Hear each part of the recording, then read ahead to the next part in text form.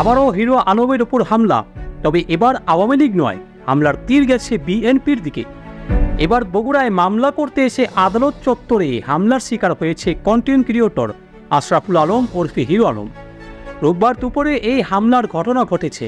প্রকাশ্যে বেদম মারপিটের এক পর্যায়ে কান ধরেও উঠা বসা করানো হয় হিরো আলমকে। আজ দুপুরে বগুড়ার চিফ জুডিশিয়াল ম্যাজিস্ট্রেট আদালতে হিরো আলম 2018 সালের জাতীয় সংসদ নির্বাচনে প্রচারণার সময় মারধর ও উপনির্বাচনে কারচুপির অভিযোগ এনে মামলা দায়ের করতে যান।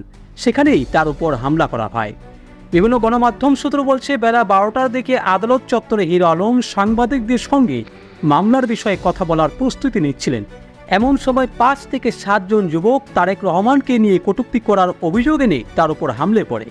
এ সময় তারা হিরো আলমকে বেধড়ক মারধর করে আদালত চত্বরের বাইরে সড়কে নিয়ে কান ধরে উঠবস করান। পরে হামলাকারীদের হাত থেকে মুক্ত হয়ে হিরো আলম সাংবাদিকদের বলেন, এক স্বৈরাচারকে তাড়িয়েছি কি আরেক স্বৈরাচারকে ক্ষমতায় আনতে? বিএনপি ক্ষমতা না আসতেই যে মারপিট শুরু করেছে, এক স্বৈরাচারের পতনের পর আরেক দল নিজেদের সন্ত্রাসী কার্যকলাপ শুরু করেছে।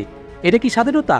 প্রকাশ্যে আমাকে হত্যার চেষ্টা করা হলো। আমি কখনো তারেক জিয়াকে নিয়ে কটূক্তি করিনি। আজকে যারা আমার বিরুদ্ধে হামলা করেছে, আমি সবার বিরুদ্ধে মামলা করব।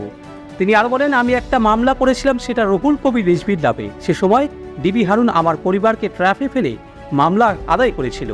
আজ যারা আমার উপর হামলা করলেন, তারা কি কেউ বাঁচতে পারবেন? কেউ বাঁচতে পারবেন না। তবে হামলার অভিযোগ বিএনপির দিকে করা হলেও প্রকৃতপক্ষে কারা করেছে তা এখনও নিশ্চিত হওয়া যায়নি।